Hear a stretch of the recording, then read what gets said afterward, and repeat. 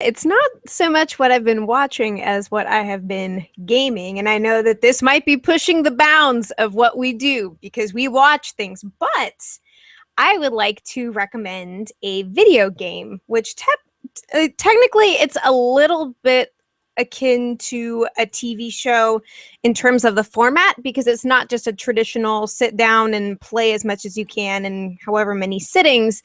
It actually is more episodic and can kind of be enjoyed like a TV show.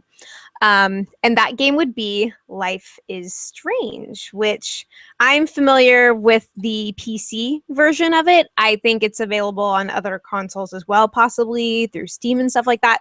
Um, but the reason why I recommend this is because the game has such an incredibly provocative and powerful story. It's completely dedicated to the experience of your character, and it's essentially like the butterfly effect, except in the form of this episodic graphic adventure mystery game. You're playing as a character named Max Caulfield, and she is a teenager, senior in high school, living in the remote Pacific Northwest. And a lot of very strange things begin to unfold around her as she's living her typical kind of teenage life. Um, and what's sort of fun about this game is that, I mean, it's very experiential. Every decision that you make will ultimately lead to a very different outcome than what many other people playing the game might experience. And so after each and every single episode, you get to see the decisions you made and how they stack up against the other, like the rest of the playing community.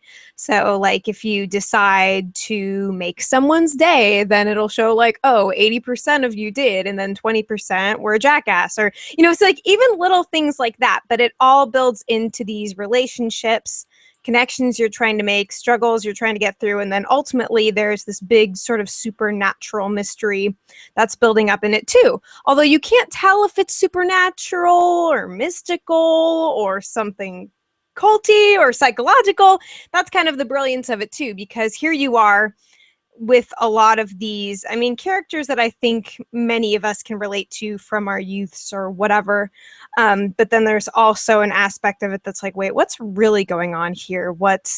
And there's a little bit of time travel. Your character finds that she can control time in limited bursts, which combine that with the stresses of the sort of high school experience, and a lot of things go in a lot of interesting ways. So I'm not going to spoil any of the content. I myself am about halfway through the game, or the first season of the game. I don't know how many seasons there's going to be, but yeah, so I definitely recommend that game if, you know, say you're a non-traditional gamer and you want something that has really engrossing narrative and story, then that's the game for you.